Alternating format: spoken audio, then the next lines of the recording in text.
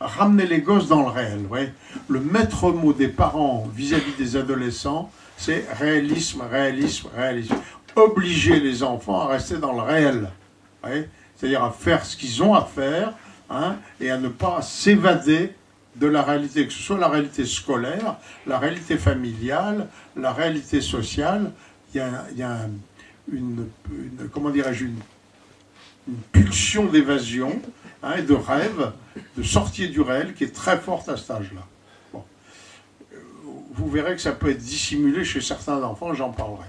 Normalement, si l'enfant passe, comme j'en ai vu passer des tripotés par cette phase-là, et si les parents le secouent, ouais, le remettent dans le réel, le secouent, le dynamisent, le boostent, le force à faire des choses, vous voyez, et l'empêche de faire tout ce qui justement le fait sortir du réel, alors l'enfant passe en phase tigre. Il passe de la phase veau à la phase tigre.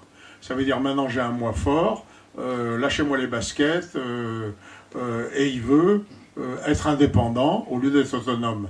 Ouais. Et là, il faut refaire une piqûre de rappel de ce qui aurait dû être la première phase entre 0 et 6 ans, c'est-à-dire le ramener toujours dans le fait qu'il n'est pas indépendant, que tant qu'il ne gagnera pas sa croûte lui-même, il dépend de la cellule de société qui s'appelle la famille, et qu'il a des règles du jeu à respecter, un respect des personnes à respecter, et qu'il faut qu'il ne se lance pas dans cet égocentrisme, vous voyez, qu'ont les adolescents en phase tigre, hein, où rien ne les intéresse qu'eux-mêmes.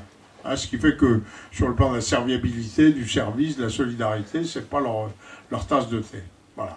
Ça, c'est les deux phases. Autrement dit, les deux premiers thèmes que j'ai traités, la civilisation de l'enfant la dernière fois et la structuration du moi cette fois, eh bien, elles se rappellent, hein, pendant cette période de l'adolescence, avant que l'enfant devienne un jeune, c'est-à-dire quelqu'un qui est jeune encore mais qui est mature, hein, eh bien, il faut réinjecter, alors en même temps, ces deux phases.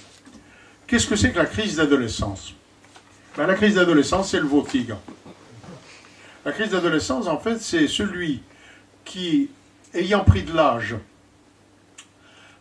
toujours veau à l'intérieur, mais étant de plus en plus entouré de jeunes qui sont en phase tigre, cherche à les imiter alors qu'il est toujours faible à l'intérieur. Et c'est très dangereux. Ouais. Ne croyez pas ce que vous disent quelquefois les gourous des sciences humaines, que tous les gosses font la crise d'adolescence. C'est faux.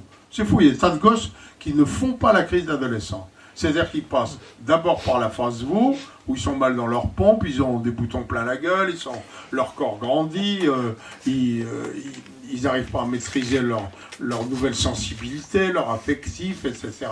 Bon, ils ont besoin d'être entourés, aimés, consolidés. Hein, ils ont besoin qu'on soit très présent à eux pour les faire sortir de cette phase veau. Après ça, la phase tigre, ça veut dire attention Coco, c'est pas parce que ton moi est maintenant fort qu'il faut nous emmerder, donc il faut le recadrer, etc. Mais ce qui est très dangereux, c'est le gosse qui fait les deux en même temps.